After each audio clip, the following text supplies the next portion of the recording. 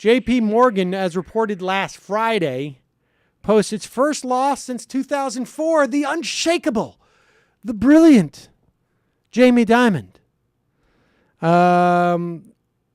The bank took a $7.2 billion hit from litigation expenses and posted its first quarterly loss since 2004.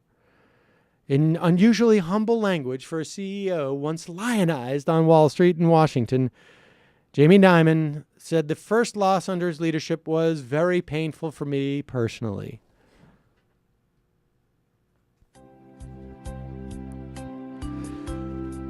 Later in a conference call with investors, Jamie Dimon said it's very hard to fight with your regulators and the federal government. Yes, you know who also said that? Al Capone. Even putting litigation aside, revenue fell and other results were lukewarm. And Tim Fernholz reports that JPMorgan devoted $9.3 billion to legal expenses last quarter, driving its net loss of $380 million. Its legal troubles took up 39% of its total revenue in that same period, by far the company's single largest expense.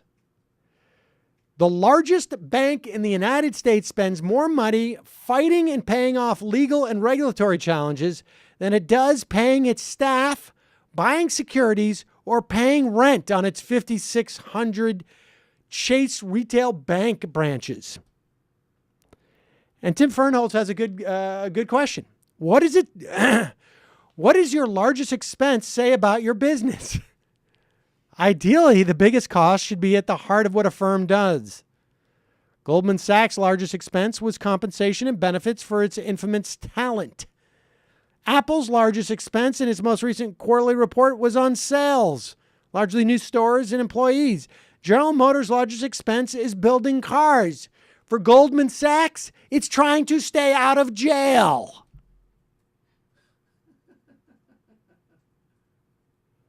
Since 2010, JPMorgan has devoted $31 billion to legal problems. $31 billion. That's almost half its net earnings in that same period. Stunning. What does it say about your business when your largest expense is trying to avoid the cops? I understand that this is all fun and games for you, Sam, but I hear that and I think, what are you doing to the likelihood of him becoming Treasury Secretary? Like, is this just a joke for you? Are you trying to, like, deprive us of this guy's brain? You just got to feel bad. What if this guy just decides to pack it in and walk away? And then where will we be? I don't know. Why don't you keep pushing it? We'll see. We'll see, Sam. Unbelievable.